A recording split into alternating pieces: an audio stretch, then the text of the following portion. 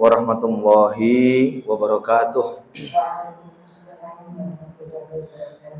Innal hamdalillahi nahmaduhu wa nasta'inuhu wa nastahdihi wa natubu ilaih wa na'udzu billahi min syururi anfusina wa sayyiati a'malina may yahdihillahu fahuwal muhtadi wa may yudlil falan tajida lahu waliyyan mursyida. Asyhadu an la ilaha illallah wahdahu la syarikalah wa asyhadu anna Muhammadan abduhu wa rasuluhu la nabiyya wa la rasula ba'dah. Allahumma shalli ala Muhammadin wa ala ali Muhammad kama shallaita ala Ibrahim wa ala ali Ibrahim innaka Hamidum Majid.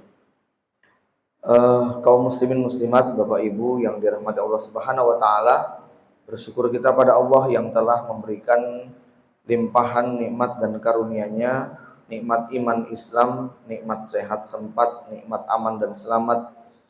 Mudah-mudahan di antara semua nikmat itu, nikmat iman Islam adalah nikmat yang tetap Allah titipkan pada kita ketika roh kita terpisah dari raga, sehingga kita berjumpa dengan Allah Subhanahu wa taala dengan membawa bekal keimanan ini. Shalawat dan salam semoga terlimpahkan pada baginda Nabi Muhammad sallallahu alaihi wasallam, juga pada keluarga, kerabat, para sahabat, orang-orang yang meniti jejaknya sampai kiamat. Mudah-mudahan kita termasuk yang mendapatkan syafaatnya di yaumul hisab. Bapak Ibu yang dirahmati Allah Subhanahu wa taala, salah satu ketakutan yang dirasakan oleh mereka ketika di puncak kesuksesan duniawi. Sebutlah kalau laki-laki dia di usia 40, 45 berada di dalam kesuksesan. Harta berlimpah, jabatan kedudukan dia genggam. Dia punya istri yang cantik, sehat, punya anak-anak yang pinter, punya karyawan, punya simpanan, punya aset, punya properti di mana-mana. Ya, di puncak kebahagiaan dia, mungkin dia akan menghabiskan waktu dengan istrinya untuk jalan-jalan keliling dunia, menikmati destinasi yang selama ini hanya ditonton lewat IG misalnya, ya. Dia ingin menikmati semuanya, tapi saya percaya setiap orang di posisi seperti itu ada satu pertanyaan yang paling menakutkan. Pertanyaannya adalah, sampai kapan ya kita akan menikmati seperti ini? Ya. Ibu-ibu, wanita-wanita yang berada di puncak karir, sebutlah dia menjadi tokoh nasional, menjadi artis tenar, menjadi selebgram yang punya jutaan follower dan sebagainya, ya. Ketakutan mereka adalah menghadapi hari tua. Sampai kapan para pemuja dan pemuji saya akan terus memberikan itu semua kepada saya, ya. Makanya para artis-artis muda yang menjelang tua itu, mereka mulai ketakutan ketika besok para produsen sudah tidak lagi mengundang dia. Mereka takut kalau para pemilik modal sudah tidak lagi menggunakan jasanya karena secara usia sudah tergerus. Mohon maaf, termasuk mereka yang menjual harga diri dan kehormatan itu juga kalau sudah umur 40, 45 sudah mulai ketakutan. Ya, sampai kapan orang tetap akan bersama dia? Maka Bapak Ibu dari mati Allah, ternyata pertanyaan yang semacam itu juga diajukan oleh penghuni surga pada saat dia menyaksikan begitu banyak ragam nikmat dan karunia-Nya. Kita lihat di dalam surat As-Saffat, ya, pada ayat yang ke 59, 58. Jadi mulai ayat 40, 41 sampai ayat ke-50, Allah bercerita tentang kenikmatan surga, kenikmatan buah-buahan, makanan dan minuman, kenikmatan permadani, kemudian istana, kenikmatan wanita bidadari dan sebagainya, ya. Sampai akhirnya kemudian ketika penduduk surga ini merasakan kenikmatan yang luar biasa, dia bertanya kepada kawannya, "Afama nahnu bimayyitin?" Ini kita nanti bakal mati lagi nggak ya? Ya, kita setelah menikmati ini semuanya, terus mau apa? Gitu ya. Apa kita akan kayak gini terus menerus? Afama nahnu bimayyitin. Kenapa? Karena terkenang waktu di dunia, di puncak kejayaannya tiba-tiba sakit jantung, stroke, mati. Di puncak kejayaannya tiba-tiba kecelakaan, meninggal dunia. Di puncak kejayaannya tiba-tiba terkena musibah, sakit dan sebagainya, yang akhirnya kemudian mungkin detik-detik sebelum kematian isinya ada penderitaan. Maka ketika penghuni surga ini mendapatkan nikmat, dia kemudian terkenang lagi waktu di dunia, lalu dia bertanya, afama nahnu bimayyitin. Kita bakal mati lagi nggak ya? Lalu kawannya, teman di surga yang ngobrol dengan dia mengatakan, illa mautatanal ula wa ma nahnu bimu'adzabin. Enggak, kita nggak bakal mati lagi. Kita akan menikmati semua hidangan kenikmatan surga ini tanpa batas, dan kita tidak akan pernah disiksa selama-lamanya. Ya, maka kawannya ini kemudian mengatakan, inna hadza lahuwal fawzul adim. Kalau begitu ini hakikat kesuksesan. Kesuksesan itu bukan ketika kita punya jabatan kedudukan besoknya harus mempertanggungjawabkan. Kesuksesan itu bukan kemudian kita punya harta berlimpah tiba-tiba besok kemudian kita dipanggil KPK. Kenikmatan dunia itu bukan kita dalam keadaan sehat, segar bugar, punya popularitas, punya pengikut jutaan, tiba-tiba besok harus terbaring lemah di ruang ICU karena kecelakaan. Ya, ini nih nikmat ini, dapat segala nikmat surga dan nggak pernah mati selamanya, nggak pernah ditanya oleh Allah Subhanahu Wa Taala. Ya, kemudian orang tadi mengatakan limis lihada fal yakmalil amilun.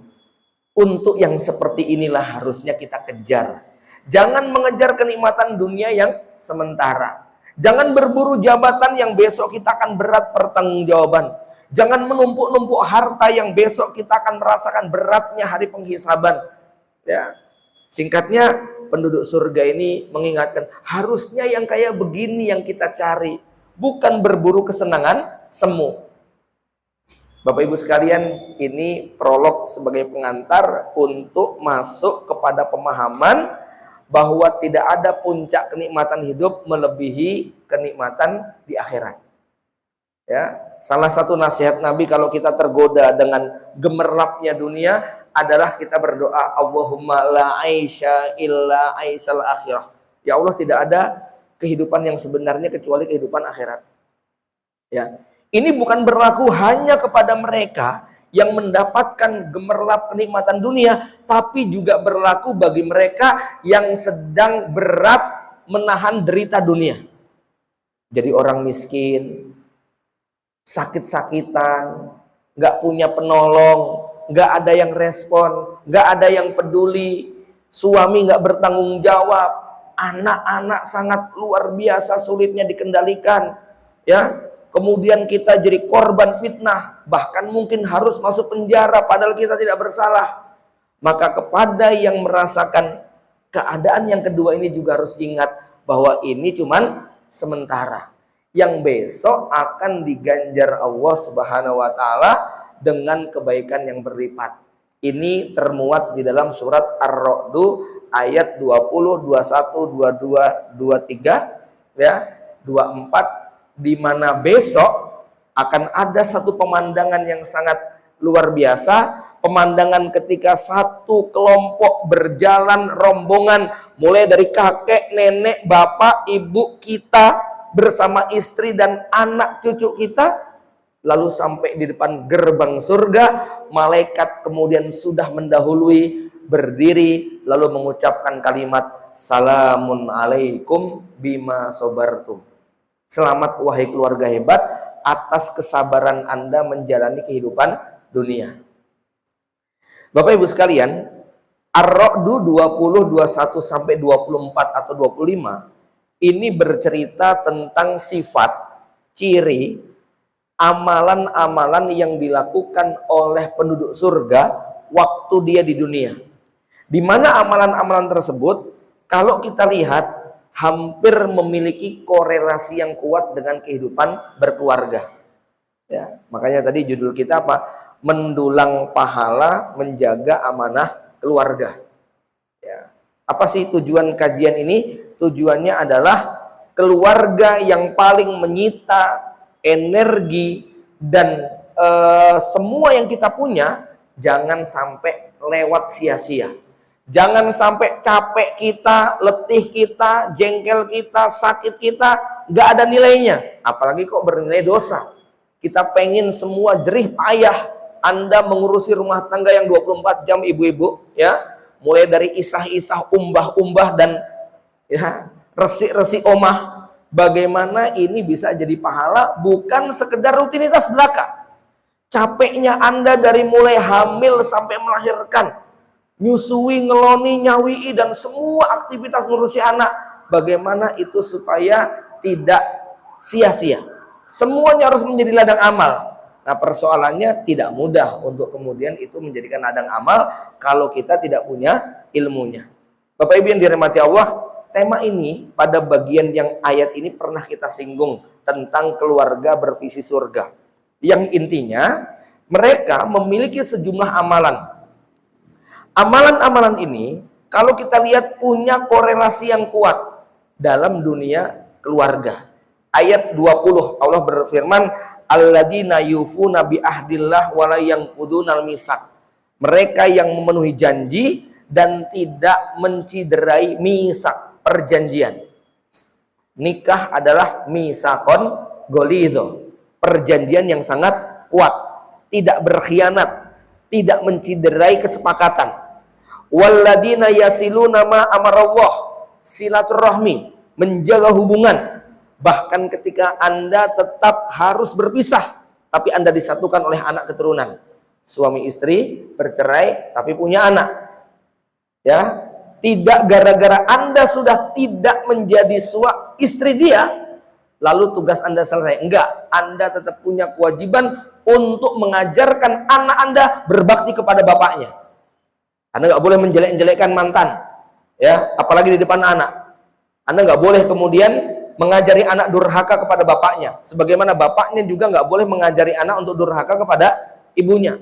Silaturahmi dalam konteks bahwa anak ini punya kewajiban membangun hubungan dengan bapaknya, nggak boleh ditinggalkan. Ya, wa yahsawna rabbahum wa yakhafuna su'al hisab. Mereka takut kepada Rabb-nya dan mereka takut buruknya hari perhitungan. Di antara perhitungan yang paling berat besok adalah perhitungan ketika seorang suami ditanya tentang anak dan istrinya. Buat ibu-ibu, Rasulullah bersabda, ya, bahwa yang akan ditanya kepada perempuan pertama kali setelah sholat, apa Bu pertanyaannya? Apa yang sudah kamu lakukan kepada suami kamu? Jadi pertanyaan hisab di hari kiamat, ya, itu beda antara perempuan dengan laki-laki. Kalau laki-laki yang pertama kali ditanya sholat, kemudian pertanyaan yang kedua tentang darah, pernah menumpahkan darah apa tidak? Ya, walaupun Anda nggak pernah mencuri, nggak pernah berzina, nggak pernah mabok, nggak durhaka kepada orang tua, nggak pernah meninggalkan sholat, tapi kalau menumpahkan darah seorang muslim tanpa alasan yang benar, ini kayaknya kecil untuk bebas dari api neraka. Kecil, sulit sekali. Ya, mesti ada resiko kalau kita pernah menumpahkan darah yang tidak dibenarkan. Tapi kalau perempuan enggak, yang pertama kali ditanya setelah sholat itu apa? Apa sikap kamu kepada suami kamu waktu di dunia? Ya, jenengan nggak pernah durhaka sama orang tua, nggak pernah meninggalkan sholat, nggak pernah meninggalkan puasa, jenengan selalu bayar zakat dan sedekah, jenengan baik bersama tetangga, tapi durhaka kepada suami, ini kayaknya nggak bisa selamat, begitu loh, ya. Jadi ini bedanya laki-laki dengan perempuan. Kemudian apa? Walladzina sabaru ibtigha'a wajhi rabbihim, dan orang-orang yang sabar untuk mencari keridhaan Allah. Ibu-ibu, ridhonya Allah ada pada ridho suami. Ya, jihad yang paling berat itu cari ridho suami. Ya, senyum sama tetangga gampang Bu, senyum sama suami itu masya Allah, ya, apalagi lagi jengkel itu pekerjaan berat. Ya, senyum sama suami orang itu lebih mudah loh. Serius ini ya. Tapi senyum sama suami sendiri itu nggak semua muslimah diberi karunia. Ya. Wa aqamus shalah, menegakkan sholat. Kalau cuman menegakkan sholat itu didefinisikan berangkat 5 waktu, insya Allah setiap orang bisa. Tapi menegakkan sholat dalam arti termasuk di dalamnya wa'mur ahlaka bis sholati, perintahkan istrimu, anakmu untuk sholat. Yang namanya bapak nyuruh anaknya sholat itu bisa 3 kali bolak-balik tidur terus loh anaknya. Dan itu berjalan bertahun-tahun. Ya, jangan nanya gimana caranya ya, karena cerita nasib kita sama, begitu. Ya, jangan disangka kalau ustadz kemudian anaknya gampang semua dibangunin untuk sholat. Rasulullah pun masih membangunkan Ali bin Abi Thalib selama 9 bulan setelah pernikahan. Jangan mentang-mentang menantu Anda ustadz kemudian nggak dibangunkan, gitu loh. Menantunya Rasul tuh Ali bin Abi Thalib, 9 bulan menikah tuh masih dibangunin sholatnya, gitu loh ya. Setelah aman baru ditinggal, gitu ya Bu ya. Wa aqamus shalah wa anfaqu mimma razaqnahum sirran wa alaniyah wa yadra'una bil hasanati sayyi'ah, membalas keburukan dengan kebaikan. Istri marah, suami ramah; istri galak, suami baik; istri pelit, suami tetap memberi; istri ngambek, suami memeluk. Itu bukan pekerjaan gampang. Sebagaimana suami nggak bertanggung jawab, Anda tetap setia. Suami tidak mencari nafkah, Anda tetap sabar. Itu bukan pekerjaan gampang. Ya, tapi ini diperintahkan. Nah, orang-orang yang seperti ini, kata malaikat bagaimana? Salamun alaikum bima sobartum. Selamat wahai keluarga hebat atas kesabaran Anda. Ya, pernah kita sampaikan di dunia ucapan selamat biasanya karena prestasi duniawi atau capaian-capaian materi. Selamat follower Anda 20 juta orang. Selamat terpilihnya Anda sebagai direktur perusahaan Bonafit. Selamat atas diangkatnya Bapak. Selamat atas juara ini itu. Selalu ucapan selamat itu karena prestasi duniawi atau capaian-capaian materi. Ya, tetapi itu tidak akan dilakukan malaikat ketika di akhirat. Malaikat tidak akan memberikan ucapan selamat kepada Anda karena capaian-capaian duniawi. Ya. Sebaliknya, justru malaikat akan mengucapkan ucapan selamat atas kesabaran menjalani ujian. Sebuah ucapan yang tidak pernah Anda dapatkan waktu di dunia. Ibu pernah nggak dapat ucapan selamat? Selamat ya Bu atas perceraiannya, tapi Ibu sabar.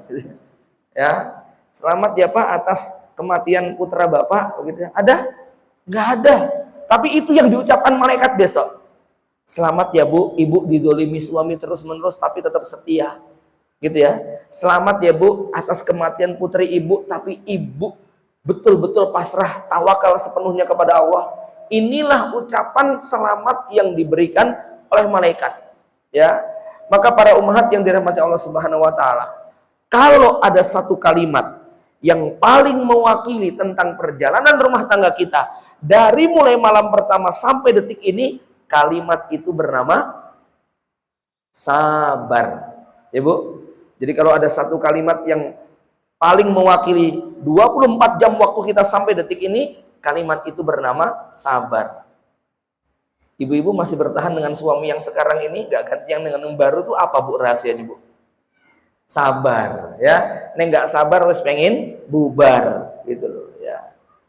Sabar itu menjadi kata kunci yang sangat luar biasa. Maka malaikat tidak mengucapkan kalimat salamun alaikum bima sholaitum, selamat karena kamu sholat, selamat karena kamu sedekah, selamat karena kamu ngaji. Enggak, tapi salamun alaikum bima sobartum. Selamat buat orang-orang hebat karena kesabaran Anda memikul tanggung jawab, kesabaran memikul beban, kesabaran menghadapi ujian. Inilah yang akan disampaikan oleh malaikat.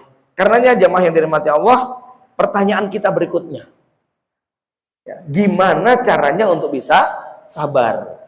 Ya, kita sudah pernah singgung kisah Nabi Khidir ketika jumpa dengan Nabi Musa, di mana Nabi Musa bertanya kepada Khidir, hal attabi'uka ala an tu'allimani mimma ullim tarusda. Wahai Khidir, gimana boleh nggak saya berguru kepada Anda? Ikut ngaji. Kata Khidir, innaka lantastati ama iya sobro. Kamu nggak bakal sabar ikut saya, nggak bakal kuat ngaji sama saya. Ya. Tapi kalimat intinya ada pada paragraf berikutnya. Nabi Khidir berkata kepada Musa begini, wa kaifa tasbiru ala ma lam tuhit bihi khubro. Bagaimana kamu bisa bersabar sementara kamu belum paham ilmunya? Bagaimana kamu bisa tahan kalau kamu nggak ngerti hakikatnya? Bagaimana kamu bisa bertahan kalau kamu nggak paham misteri dan rahasianya? Jadi kata kunci untuk bisa bersabar adalah kita paham hakikat, kita paham ilmunya, ngerti caranya, tahu prosesnya. Seekor kera tidak akan bisa bersabar menikmati buah durian. Dia akan terluka mulutnya dengan duri-duri tadi yang sangat tajam. Tapi kita bisa bersabar bahkan nunggu sampai sekian tahun untuk panen. Kita ngerti, memang durian baru bisa panen sekian waktu. Nanti cara menikmati, tunggu sampai dia jatuh. Jatuh pun tidak langsung bisa dimakan. Nanti ngerti cara membukanya. Nah, paham terhadap proses ini yang kemudian kita bisa menikmati buah durian yang rasanya lezat tadi. Sama, monyet pun nggak bisa sabar menikmati buah manggis, Bu. Yang dia rasakan tuh pahitnya kulit, karena nggak ngerti cara membukanya. Ya, maka untuk bisa menikmati buah manggis kudu ngerti, ini ketebalan kulitnya sekian. Yang kita makan adalah daging putihnya, bukan kulit ungunya. Ya, Bapak Ibu yang dirahmati Allah. Nah, seringkali kita menyaksikan apa yang terjadi pada rumah tangga itu hanya beban dan ujian semata. Maka ketika Allah Subhanahu wa taala mengingatkan wa min ayatihi an khalaqalakum min anfusikum azwaja litaskunu ilaiha wa ja'ala bainakum mawaddata warahmah. Di antara tanda-tanda kekuasaan Allah itu Allah menciptakan dari jenis kalian itu ada pasangan. Pasangan kalian sama-sama manusia yang beda jenis kelaminnya. Allah ciptakan, Allah jadikan sakinah, mawaddah, warahmah dalam kehidupan kalian. Tapi apa kata Allah? Inna fi dzalika laayatin liqaumi yatafakkarun. Itu hanya berlaku bagi yang mau mikir. Jadi rumah tangga kita itu ada sakinah, mawaddah, warahmah. Rumah tangga kita itu merupakan tanda-tanda kekuasaan Allah, hanya berlaku bagi yang mau mikir. Bagi yang tidak mau mikir, rumah tangga, keluarga isinya beban semua. Bagi yang tidak mau merenung, rumah tangga bisa saja itu gambaran neraka dunia. Bagi yang nggak mau banyak berpikir dan tadabur, rumah tangga isinya problematika saja. Tapi bagi yang mau mikir, apapun yang Anda alami, maka di situ akan Anda saksikan tanda-tanda kebesaran Allah Subhanahu wa taala. Ibu-ibu mungkin merasa berjasa ya dengan anak-anak yang kita lahirkan, kita susui, kita gendong, kita suapi, kita keloni, kita ganti popoknya, kita cawii, kita beri dia mainan, kita hibur, kita beri segala hal yang menyenangkan. Lalu kita merasa berjasa kepada dia. Padahal kalau kita bertanya jujur, mana yang lebih bahagia? Dia dengan permainannya atau ibu yang menyaksikan dia bergembira? Coba Bu, kalau kita mau jujur tuh yang lebih bahagia yang mana Bu?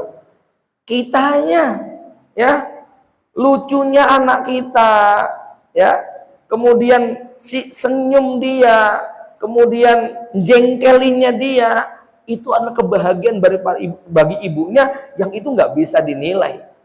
Tanyakan kepada keluarga yang 10-15 tahun belum dikasih anak. Tanyakan kepada mereka yang diuji Allah dengan rumah tangga yang sepi dari momongan.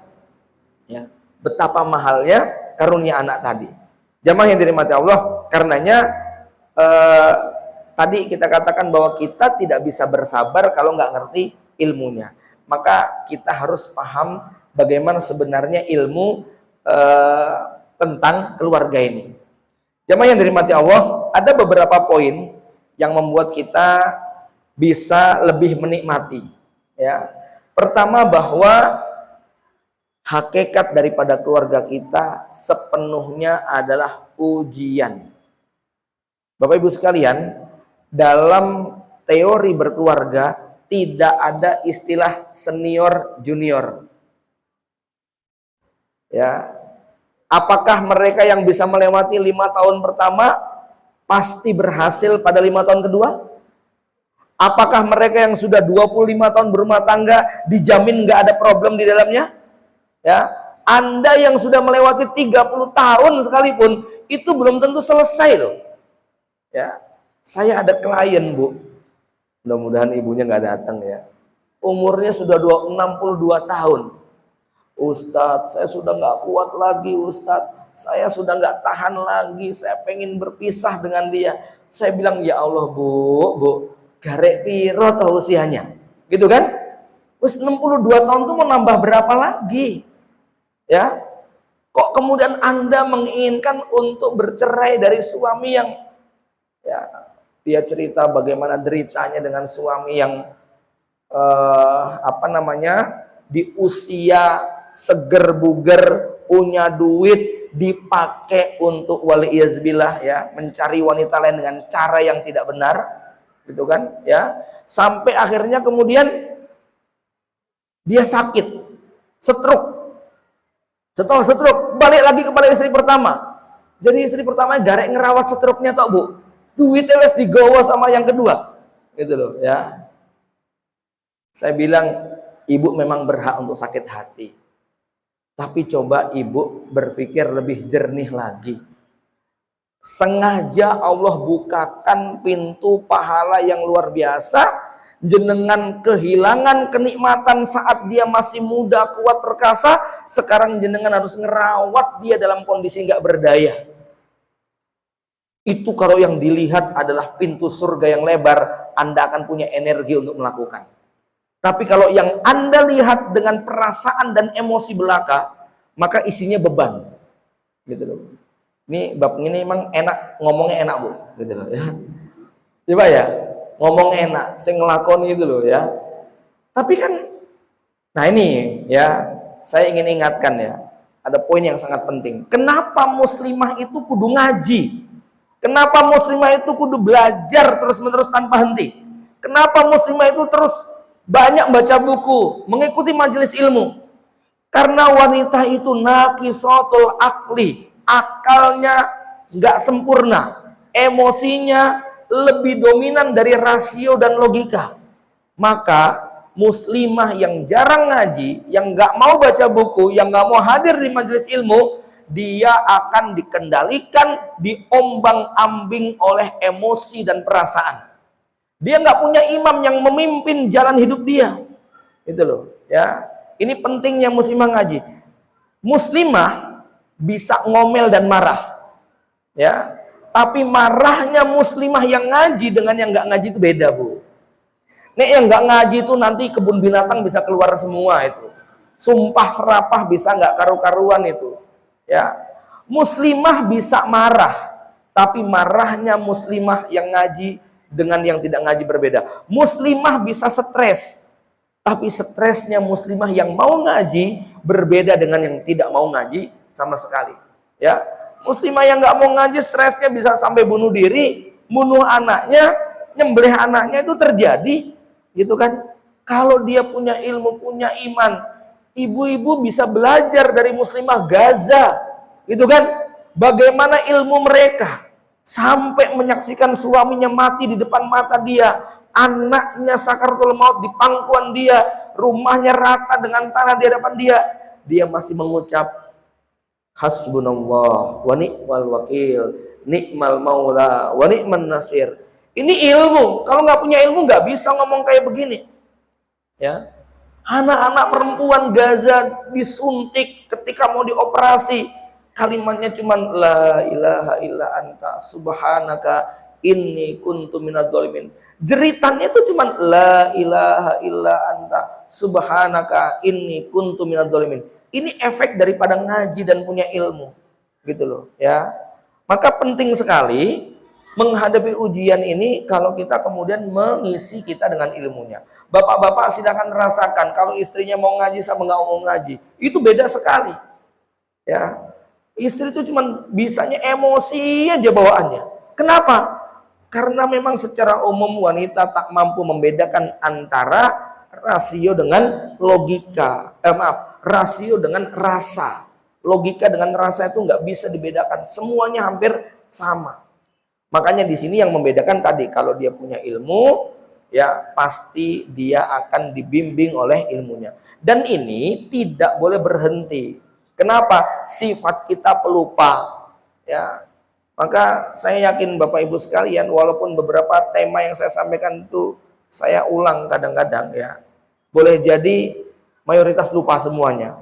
Nggak usah nunggu sebulan 2 bulan, nanti sore juga udah lupa semua yang saya sampaikan, gitu kan? Ya. Makanya harus di-upgrade terus, diulang-ulang kembali. Ya, saya ngajarkan tema sabar. Saya ngajarkan bagaimana bersabar menghadapi istri. Tapi ketika sudah di depan istri, lupa ilmunya gitu. Ya, padahal saya nyampaikan terus begitu kan. Ya, nah apalagi nggak pernah menyampaikan, nggak pernah mendengar gitu. Jadi ini ya pentingnya. Jadi karena rumah tangga ini sepenuhnya ujian, tidak ada senior junior. Nggak ada cerita, oh saya mah udah pengalaman. Yang pengalaman sekalipun bisa bercerai, bisa bubar, gitu kan? Ya, apalagi yang nggak pengalaman gitu loh, ya. Makanya nih, biasanya salah satu nasihat kami pada para pasangan muda, saya katakan badai dan gelombang rumah tangga di 5 tahun pertama usia pernikahan kerasnya luar biasa. Ya, maka saya berpesan, keras apapun angin bertiup, sekencang apapun badai menerpa, setinggi apapun ombak menggulung, jangan berpikir untuk lompat dari perahu. Ini nasihat yang penting jenengan sampaikan sama calon menantu ya, sama anak yang mau nikah. Jangan pernah berpikir lompat dari perahu. Kenapa, Bu? Kenapa jangan lompat dari perahu? Karena badai pasti akan berlalu. Sekaligus berlalu lalang maksudnya, ya. Nih ya. Jadi kalau mau tahu sabar, maka pahami bahwa rumah tangga kita adalah ujian. Yang kedua, ya, bahwa beda perlakuan Allah kepada laki dan perempuan itu beda. Nih, muslimah yang ngaji bisa nerima, tapi muslimah yang nggak ngaji protes sama Allah Subhanahu wa taala. Ya. Ibu-ibu harus ingat, yang nyuruh Anda taat kepada suami bukan suami Anda. Ya. Tapi yang nyuruh Anda taat siapa? Nabi, Allah dan Rasulnya. Ya. Suami nggak nyuruh pun Anda tetap wajib taat. Ini harus dipegang ya. Nah, laki-laki sebagai pemimpin nih,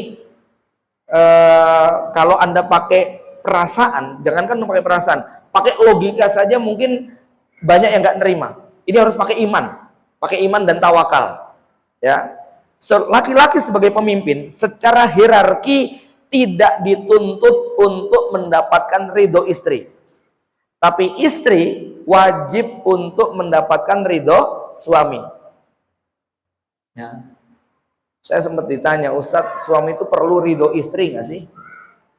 Ya, saya katakan, suami mendapatkan ridho istri itu sekedar supaya nggak berantem aja di dunia, sekedar supaya ngomong itu enak, nggak ada hukum syar'inya, Bu, ya. Oh, nanti kalau nggak dapat ridho istri nggak bisa masuk surga, nggak ada, ya. Jadi saya kalau dapat ridho istri saya, ya cuman sekedar nggak berantem, nggak ribut, ngobrol nyaman, makan enak, jalan-jalan nggak sepaneng gitu loh, ya. Kalau suami dapat ridho istri, mau beli apa-apa bilang, mau beli yang mana Mi, kalau nggak bilang nanti pulang ngomel-ngomel, kan gitu tuh, ya. Kita kalau nggak ngasih tahu istri itu nggak pernah ada yang benar, biasanya salah terus begitu loh, ya. Wong udah ngasih tahu aja tetap salah gitu kan, apalagi nggak ngasih tahu gitu kan. Suami itu pengennya ngasih kejutan sama istrinya, belikan sesuatu yang istimewa. Istrinya dibelikan HP mahal, ngasihnya pas lagi di dapur, lagi motong-motong sayur, yang pisaunya ketul, gitu loh ya. Begitu dikasih HP, komentarnya apa? Ya Allah, Mbok nek mau ngasih hari itu ngomong-ngomong tuh loh, Mbok tuh kok kayak satu set yang merek Oxon itu loh, gitu ya. Ya, suami mau ngasih kejutan malah terkejut sendiri akhirnya ya. Ini, jadi ini Bu ya, suami tidak butuh ridho istri, tapi kalau dapat ridho meminimalisir konflik, gitu loh. Nggak ada sangkut pautnya di akhirat gitu. Tapi kalau istri nggak dapat ridho suami, resikonya dunia akhirat. Ya. Makanya anjuran kepada suami apa? Jangan pelit-pelit untuk ngasih ridho pada istri. Jangan jual mahal untuk ngasih ridho sama istri. Tentu para suami nggak tega. Istri yang merupakan ibu anak-anaknya itu kemudian nggak bisa masuk surga gara-gara suami sok jual mahal, terlalu pelit untuk memberikan keridoan. Ya, pokoknya nggak mijitin, nggak tak ridhoi. Ya, pokoknya kamu nggak gini, nggak ter, dikit-dikit nggak tak ridhoi. Justru suami itu harus gampang mengucapkan Allahumma inni qad raditu biha fardu anha. Ya Allah, aku telah ridho dengan istriku, ridhoilah dia. Ini suami harus rajin ngomong kayak gini, bisikkan ke tengah istri, chat, kirim WhatsApp-nya. Kalau ada gambar suami istri, Anda berdua dengan suami Anda, kasih, bikin meme gitu ya. Atasnya itu ada tulisan Allahumma inni qad raditu biha. Ya Allah, aku ridho dengan istriku, ridhoilah dia. Yakin ibu-ibu meleleh nih. Begitu ya. Kalau dapat ucapan yang demikian. Suami jangan pelit-pelit untuk memberikan ridho kepada istri. Ya. Dan kalau suami dapat ridho dari istri, lebih tenang hidupnya. Walaupun dalam situasi tertentu kadang-kadang suami tidak perlu ridho istri. Karena memang maaf ibu-ibu, tabiat laki-laki itu meletakkan perbuatannya di depan otaknya. Jadi berbuat dulu, mikirnya belakangan. Itu yang sering bikin ibu jengkel, gitu loh ya. Karena dia Pak biasanya Pak melakukan dulu, ngomongnya belakangan, gitu loh. Nah kalau perempuan, bapak-bapak kenapa kudu sabar? Karena bapak-bapak, ibu-ibu itu meletakkan mulutnya di depan otaknya. Ngomong dulu, mikir belakangan. Makanya omongannya sering nyelekit dan menyakitkan. Ya, tapi bapak-bapak kudu ingat. Kalau sang ibu itu salah ngomong karena kecemburuan, maka cemburu seorang perempuan adalah tabiat dasar yang tidak boleh disalahkan. Karena perempuan sendiri nggak bisa mengendalikan. Tahu-tahu berbuat begitu saja. Dia sendiri suka bingung dengan apa yang dia ucapkan. Kok bisa ya saya ngomong kayak begitu? Ya, tapi walaupun sudah mikir kayak itu, tetap gengsi untuk minta maaf. Secara umum begitu. Ya, dan itu sesuatu yang dimaafkan ya. Contoh lagi yang kedua, nih perbedaan cara Allah memperlakukan laki-laki dan perempuan. Kalau ada istri yang nusyus, wallati takhafuna nusyudahunna, istri-istri yang kamu khawatirkan membangkang, nusyus, nggak mau taat, apa solusinya? Faiduhunna, kasih nasihat. Dinasihati ngeyel, wahjuruhunna fil madoji, pisah ranjang kok malah nantang, wadribuhunna, pukul. Itu kata Allah. Fa'in ata'nakum fala tabghu 'alaina sabila. Kalau istri sudah taat, jangan cari gara-gara lagi supaya dia jadi kesusahan. Ya, ini kalau istri membangkang, istri nusus, solusinya 3. Ya, bapak-bapak, diuji Allah istri nusus 3 jurusnya. Nasihati, nggak mempan, pisah ranjang, nggak mempan, kasih pukulan yang ringan. Bu, kalau suami yang nusus gimana Bu? Hah? Suaminya nusus, apa yang ibu lakukan? Wa inimra'atun khafat mim ba'liha nusyudan au i'rada.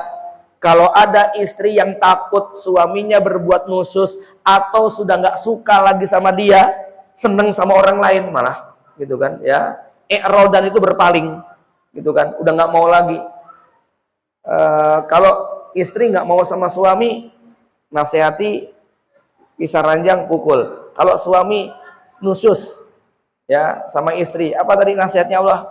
Fala junaha alaihima ayyusliha bainahuma sulha mbok yo damai saja, gitu loh. Bu, ketoke adil nggak bu? Ketoke adil nggak? Awas yang ngomong nggak adil loh ya. Ini Allah yang buat loh ya. Ya, ini Allah yang bilang gitu kan ya. Jadi kalau istri yang nusus, jurusnya 3. Kalau suami yang nusus, mbok yo sabar tuh bu, gitu loh ya. Mbok damai saja. Itu nasihat Allah, begitu kan ya. Wasulhu khair, damai itu lebih baik, begitu loh. Wa uhdiratil anfusus suh, walaupun kebanyakan hati seseorang itu kikir, nggak mau melepas haknya, begitu loh ya.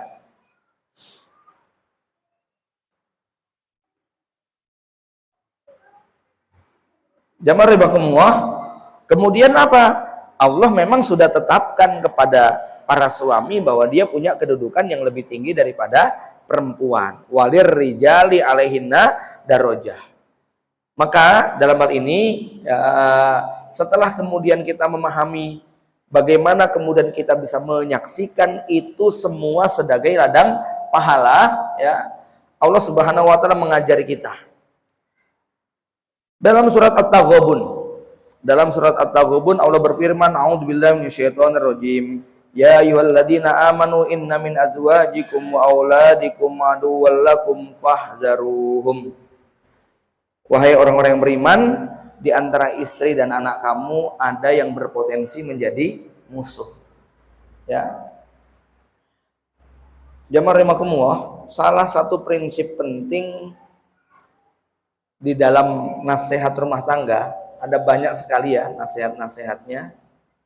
Tapi di antara nasihat yang paling pokok adalah mudahlah untuk memberi maaf.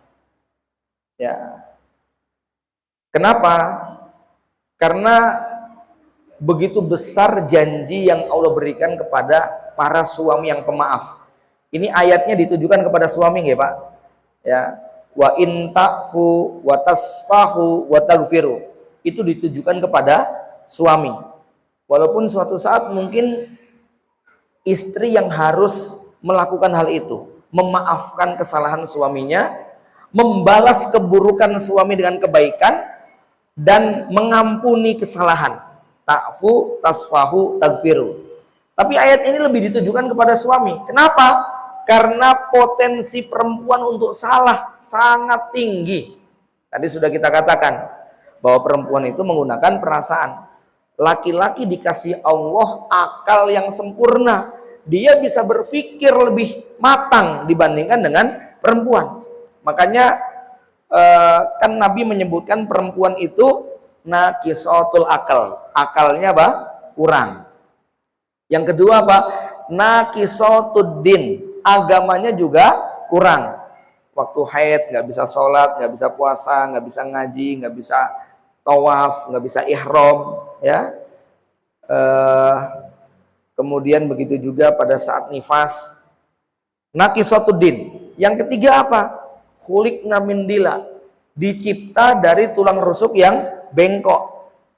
Nggak gampang meluruskan tulang rusuk, butuh jurus. Karena perempuan itu mbok dia sesoleha apapun, kalau digetak sama suaminya tetap sakit hati. Bahkan andai kata dia ustazah sekalipun, ditegur pakai ayat, itu nggak terima. Ngono loh. Ustazah hafidhoh lagi, itu dikasih ayat tetap nolak, begitu kan? Ya, ini butuh kesabaran, ya.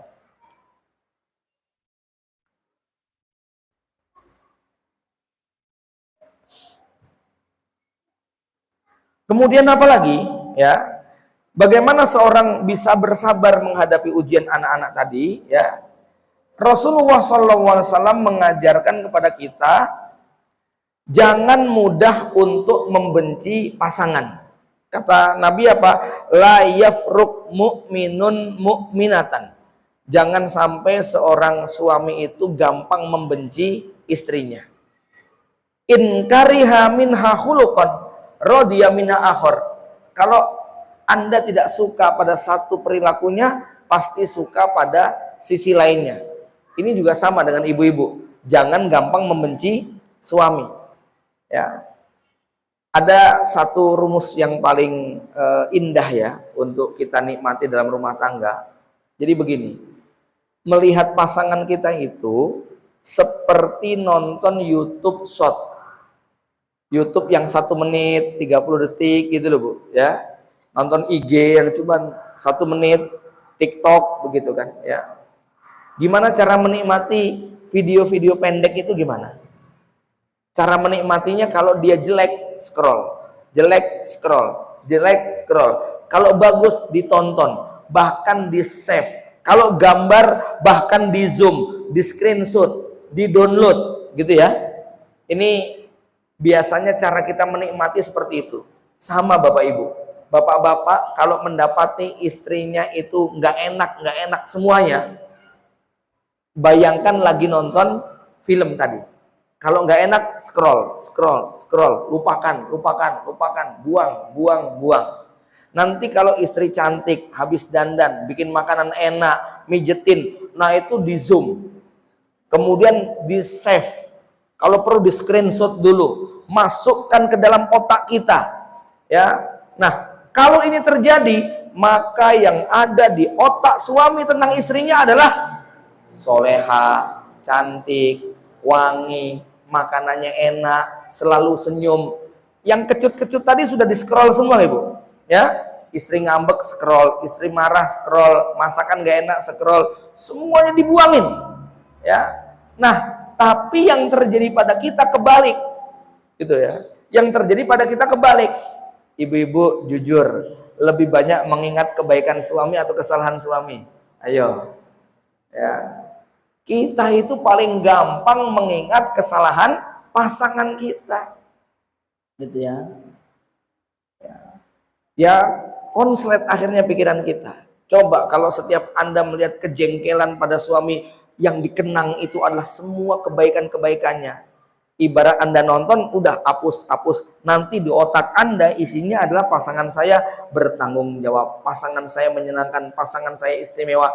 Nah ini kalau cara berpikir kita demikian, kita akan dengan sangat mudah untuk melupakan kekurangan pasangan. Ya. Tapi kalau cara nontonnya itu keliru, nah semacam itu ya. Jadi kata Nabi apa? In kariha minha khuluqan radiya minha akhor. Ini biasanya para ustadz suka menjelaskan hadis ini ya dengan kalimat begini Bapak Ibu ya.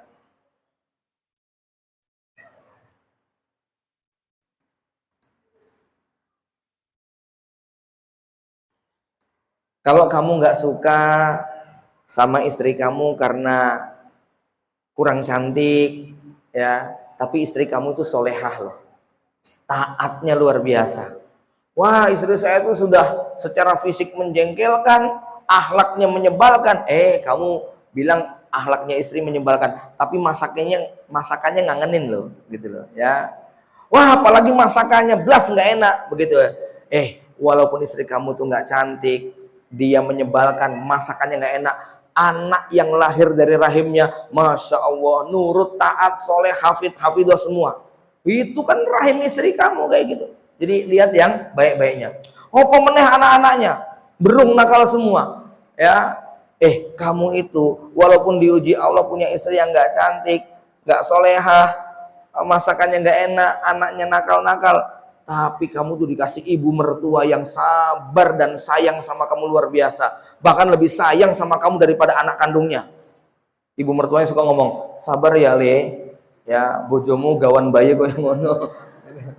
Itu kan ibu mertua yang istimewa, harus disyukuri.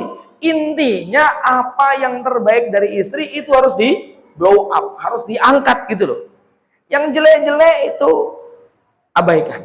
Ya, ini makna yang pertama. Makna yang kedua tadi, in kariha minha khuluqan radiya min akhar. Namanya perempuan, boleh jadi pagi tadi menyebalkan, siang sudah menyenangkan, siang menjengkelkan, malam hari menggembirakan. Itu biasa siklus kayak begitu, gitu loh, ya. Maka ada nasihat yang indah.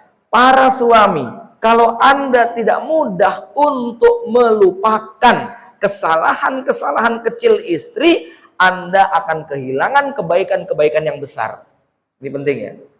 Kalau Anda sebagai laki-laki tidak mampu melupakan kekurangan-kekurangan yang kecil, Anda akan kehilangan kebaikan-kebaikan yang sangat besar. Maka di antara semua nasihat pernikahan yang paling istimewa adalah lupakan hal-hal yang kecil. Maafkan hal yang sepele. Terutama buat laki-laki. Laki-laki itu maaf haram baper gitu ya. Nggak boleh ngambekan. Ya, kalau perempuan baper itu memang bawaan. Ya, perempuan ngambek itu memang sudah fitrah. Ya, laki-laki yang kudu tahan dalam hal ini. Ya, tapi ibu-ibu juga ingat nggak boleh berlama-lama. Ya, ada satu nasihat bagus, Bu. Ini saya dapatkan kisah nyata ya.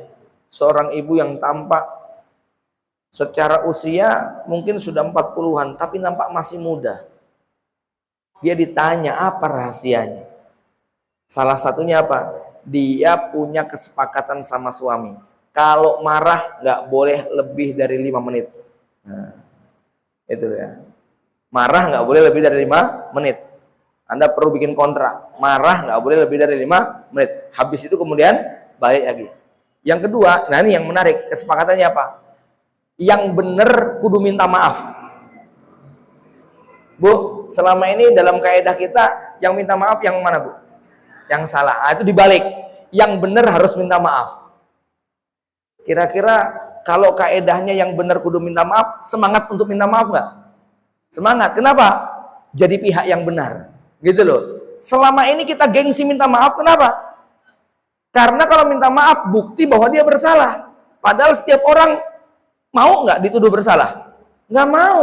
Maka ketika dibuat kaidah yang benar kudu minta maaf, maka buru-buruan pada minta maaf, begitu ya. Karena pengen menjadi pihak yang benar, begitu ya.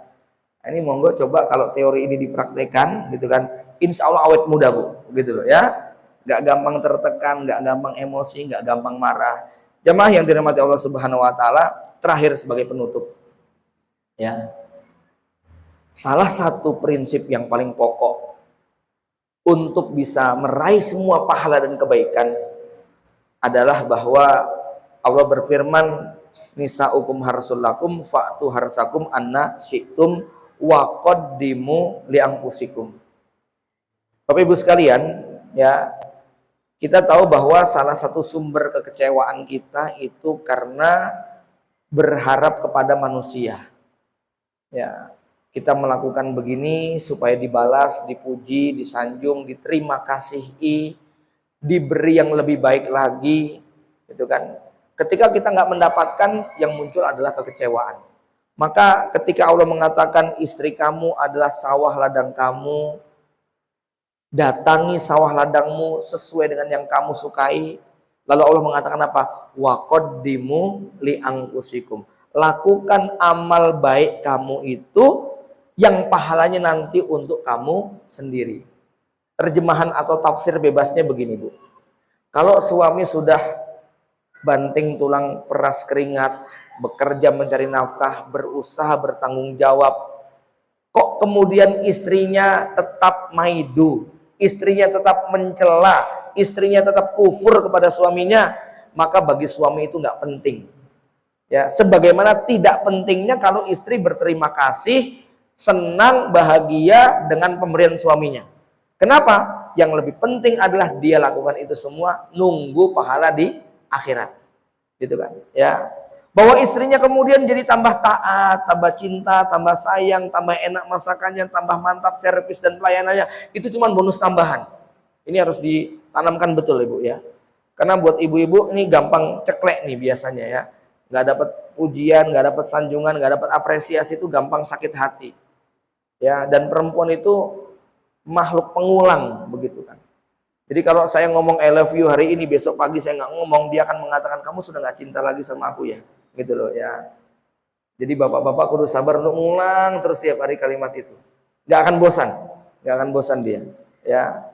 Nah, sama istri juga begitu. Kalau Anda sudah melayani suami sepenuh hati, masak yang enak, beres-beres rumah yang baik, ngurusi anak dengan totalitas, kok suami tetap ngomel marah, kok suami tetap tidak menunaikan haknya, ya, mintalah kepada Allah hak tersebut.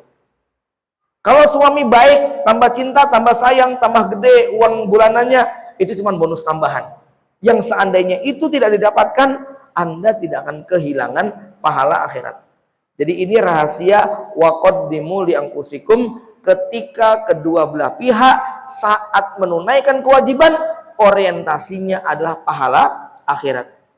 Ya, kita nggak akan lama-lama hidup di dunia, berumah tangga kita cuma sementara. Nanti besok di akhirat kita akan sibuk dengan amal-amal kita.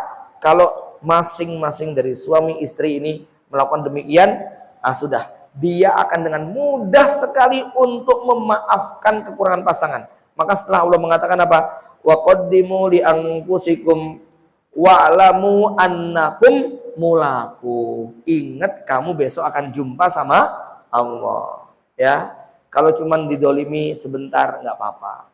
Ya, lebih baik didolimi daripada mendolimi. Kalau kamu cuman nggak dapat balasan nggak apa-apa. Ya, balasan dari Allah itu lebih baik dan lebih kekal selama-lamanya. Nah, kalau ini menjadi orientasi masing-masing pasangan, maka Bapak Ibu sekalian, ya, kita akan diringankan untuk melewati tadi. Jadi kata kuncinya apa, Bu? Segera lompat kepada kehidupan yang lebih jauh, yaitu akhirat. Saat Anda sedang berhadapan dengan kesulitan, saat Anda menghadapi anak yang rewel, ingat hadis Nabi. Wanita mana saja yang diuji Allah dengan anak yang rewel, fa'ahsana ilaihinna, kemudian dia tetap berbuat baik kepada mereka, kunnalahu sitron yaumal qiyamati minan nar, maka anak-anak itu akan menjadi benteng api neraka bagi ibunya. Ini kalau diingat terus, Anda nggak jadi nyubit, nggak jadi marah, nggak jadi ngomel-ngomel sama dia, ya. Karena apa? Dia akan menjadi benteng kita di hari kiamat dari api neraka. Begitu juga ketika Anda menyaksikan suami Anda. Suami juga begitu menyaksikan bagaimana sikap istrinya. Bahkan sampai Imam Ghazali mengatakan, min ibtilai as-sabru ala lisanin nisa min ibtilai aulia. Sabar atas tajamnya lidah perempuan itu diantara ujian yang akan menimpa kepada sebagian besar wali-wali Allah. Jadi karena pengen jadi wali Allah, kudu siap sabar terhadap tajamnya omongan perempuan. Itu ya Pak, ya. Bapak Ibu yang dirahmati Allah, demikian barangkali yang dapat saya sampaikan, mudah-mudahan bermanfaat. Saya kembalikan pada moderator. Assalamualaikum warahmatullahi wabarakatuh. Waalaikumsalam warahmatullahi wabarakatuh. Kita buka sesi tanya jawab. Baik Ibu-Ibu, monggo kalau ada yang ingin ditanyakan, silahkan.